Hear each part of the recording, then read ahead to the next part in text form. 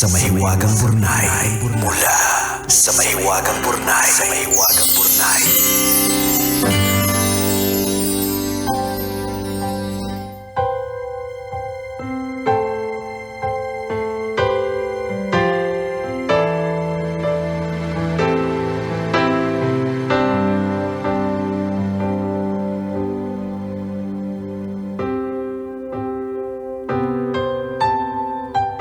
Dear kumikinang na tambalang Nicole Yala at Diego Bandido.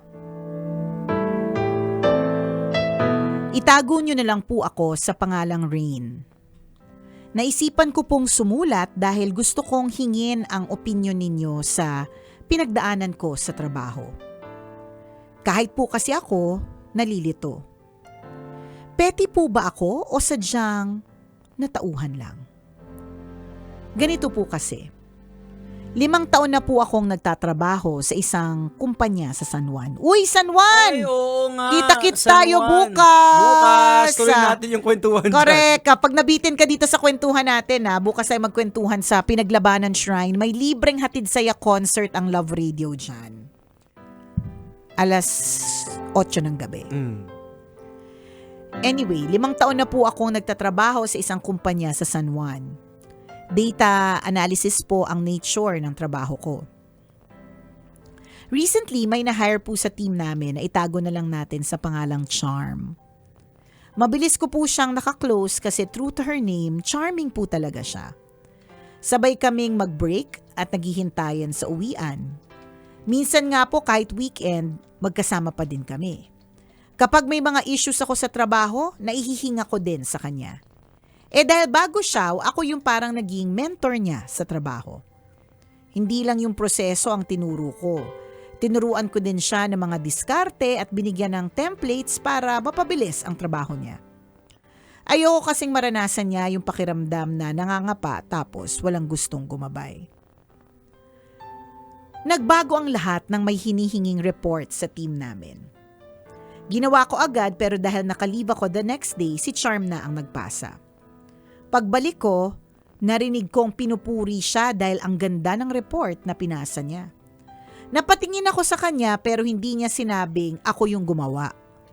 Malabo namang nakalimutan niya. Hindi ako kumibo at pinalagpas ko na lang. Isang beses naman gumawa ako ng template para mapabilis ang proseso namin sa isang task. Dati inaabot kami ng halos 1 oras sa pag-organize ng files. Pero nagawan ko ng paraan para maging 15 minutes na lang. Siyempre pa, tinuro ko din ito kay Charm. Pagdating ng team meeting, present niya na para bang siya ang gumawa. Habang nakatingin ako sa screen, pakiramdam ko parang may kumurot sa dibdib ko. Iba pala yung pakiramdam kapag nakita mong yung pinaghirapan mo, inaangkin ng iba habang tahimik ka lang sa gilid. Pagkatapos ng meeting, kinausap ko siya. Sabi ko, yun yung tinuro ko sa kanya last week. Ang sagot niya sa akin, team effort daw yun at naging inspirasyon niya ako. Naguluhan ako kasi hindi naman niya ako binanggit when she was presenting. Hanggang dumating ang appraisal period at aaminin ko, umasa ako sa promotion. After all, ang dami kong natapos na projects. Madalas nga, nagtatrabaho pa ako after office hours para lang matapos yung mga dashboards at ma-polish yung reports. Nang mag-announce ng promotion. Eto na, Jegs! Sinong na-promote? O eto na! Si Charm, yung na-promote. Malaki daw kasi yung naging ambag niya sa automation at reporting improvements. Pagkatapos ng announcement, lumapit siya sa akin at nagpasalamat. Kung di daw dahil sa akin, hindi niya matututunan lahat. Sabi ko, sana sinabi niya din sa teammates at sa manager namin. Natigilan siya. Tapos sabi niya, alam naman daw siguro. Paanong malalaman, kinuha niya lahat ng credit sa mga trabahong ako ang gumawa. Hindi ako nakatiis at kinausap ko ang manager namin. Sabi ko, hindi ko naman gustong bawiin ang promotion ni Charm. Pinakita ko lang yung timestamps na mga trabaho kong inangkin niya. Sabi ko, gusto ko lang maging visible din yung mga contributions ko. Gumaan ang pakiramdam ko after kasi sa unang pagkakataon na ipagtanggol ko ang sarili ko. Tambalang kumikinang, tama po ba yung ginawa ko? O dapat po bang pinalagpas ko na lang? Salamat po sa inyong payo, ang inyong kumikinang na tagapakinig. Rain.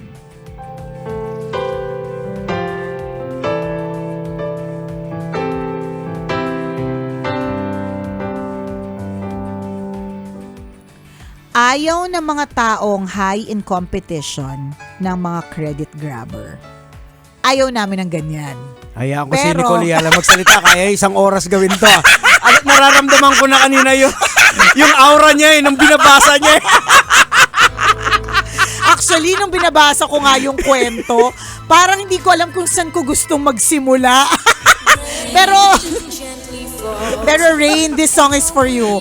Kung naabutan mo yung kantang to, malamang scheduled ko na for an executive check-up. Wait lang, ang daming tumatakbo sa isip ko. Alam mo ba itong kantang to, Rain? Pakinggan natin. Ang kumanta nito ay si Donna Cruz.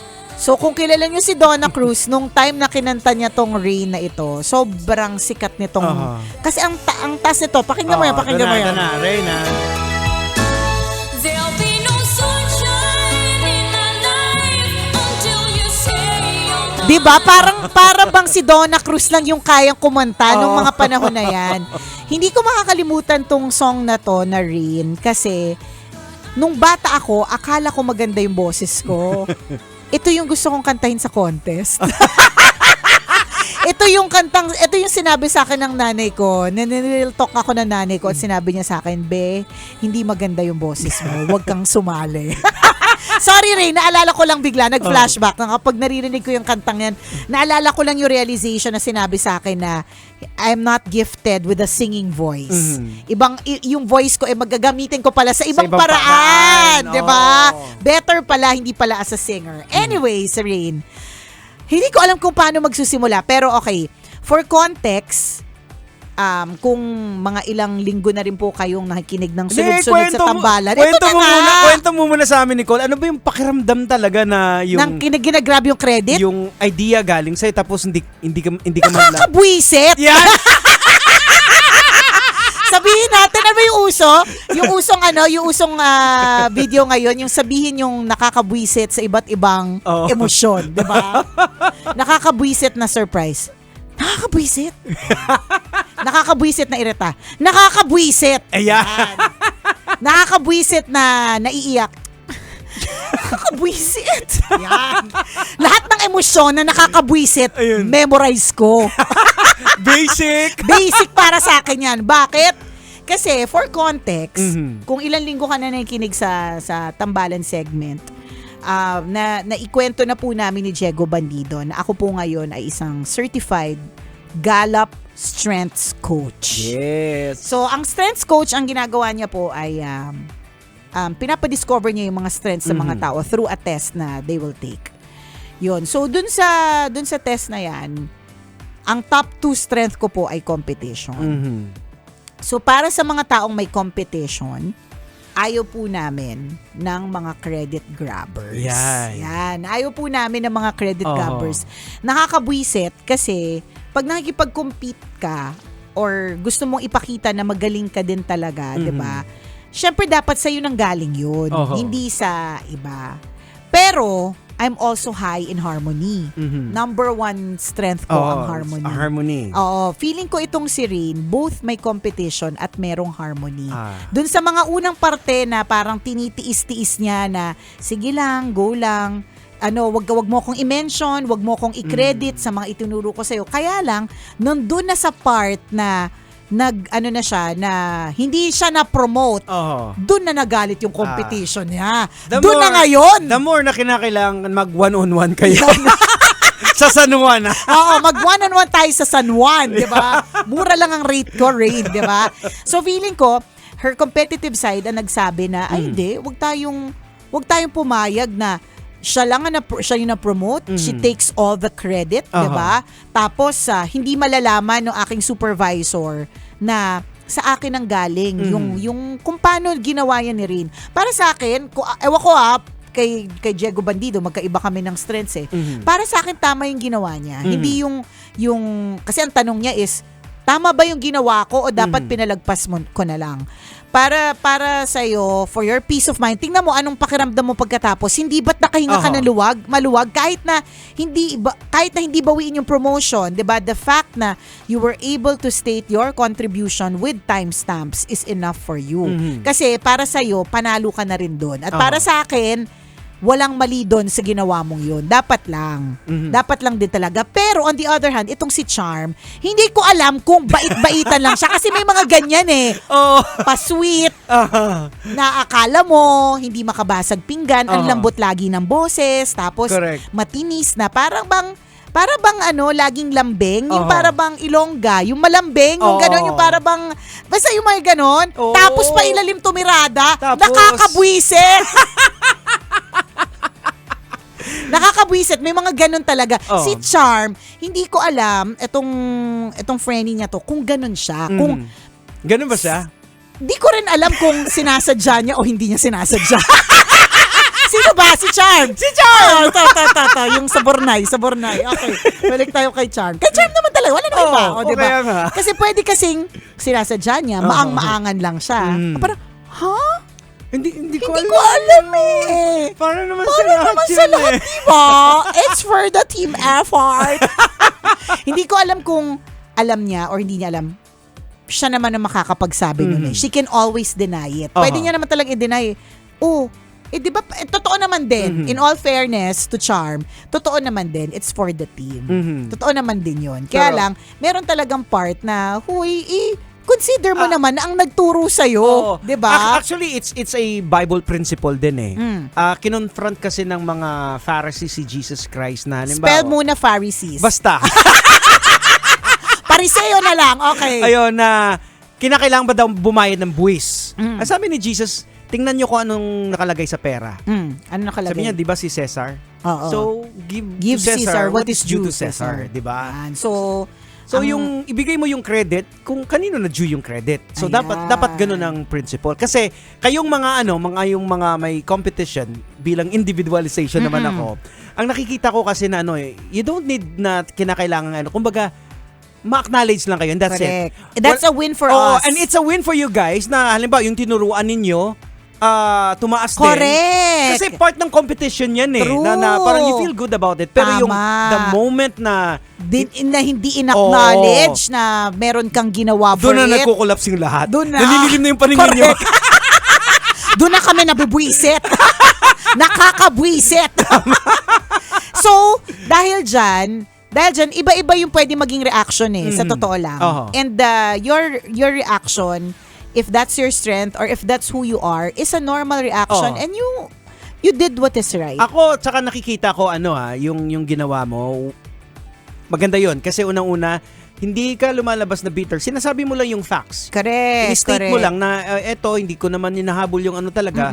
Pero But at least, just to let you know. Heads up din yun sa company. Tama. Na yung kinuha pala nilang tao is may ganitong way na hindi talaga yung idea galing sa kanya. Correct. So Kasi, the next time na mag-consider sila ng somebody for promotion, nasa picture ka na. Kasi definitely, pinromote siya kasi akala ng management na galing lahat yun sa kanya. Yung mga ganong idea. Nagkataon lang siguro na ikaw kasi tahimik na worker ka lang. May mga ganon na hindi nagsasalita, give lang ng give ng everything. Kasi mukhang ikaw yung ganon Isipin mo, inayos mo yung mga processes, ginawa mo mas madali. Ikaw yun Tingin ko may isa sa mga strength mo is developer ka rin din. Pwede, di ba? Nagde-develop mo si dinedevelop mo si Charm Correct. Biglang nasagi ng yung competition. Ay, teka lang. Teka lang hindi mo man lang ako in-acknowledge. Ako itong nag-develop sa'yo. Correct. May mga ibang tao na it's who you are, I think. Hindi ko masasabing mali ito dahil wala namang mali talaga sa'yo. So, ang mahalaga dito is nagawa mo naman na. Wag mo na, ako para sa akin, to end this, kasi masyado mahaba na tayo dahil tama si Diego, kaya ko itong pag-usapan ng 1 oras. To end this discussion, tapos na siya. Nasabi mo na. Sinabi mo na yung peace mo Nasabi mo na yung peace mo. Kaya may peace ka. Diba? At may peace ka na ngayon. So, let it be that way. And I hope, we also hope na si Charm naman will also understand the lesson behind what happened. Oo. Kasi mahirap naman din talaga. Pero maaari din namang, Rain ha, kailangan mo rin naman ding i-consider itong truth na ito. Maaaring sa'yo nang galing yung processes, pero si Charm kasi yung nag-deliver properly. Or siya yung nag-execute. siya yung nag-execute. Tapos meron din siyang mga skills na iba na meant to be for somebody to be promoted. Yun lang din. Kailangan din natin tanggapin na nakitaan din naman talaga siya. Sabi ko sa inyo, kahit isang oras kaya magsalita. Oo, kasi this is my harmony speaking, 'di ba? yan. At the end of it all, kailangan mo lang ding intindihin na okay. Kasi meron din naman, hindi naman tatanga-tanga yung management na kung sino lang yung mga i-pick nila tapos Correct. ilagay nila dyan. Meron din silang meron yung dahilan kung bakit nila pinipili. Tama. Yun. Ayan. O, tama na. Kasi kaya natin pag-usapan to ng 1 hour and 2 days. Siya, hanggang dito na lang po muna ang tambalang kumikinang. Ako po si Diego Bandido. At ako po si Nicole Yala. Kailangan pa bang i-memorize yan? Basic! Metro's #1 Love Radio. Basic!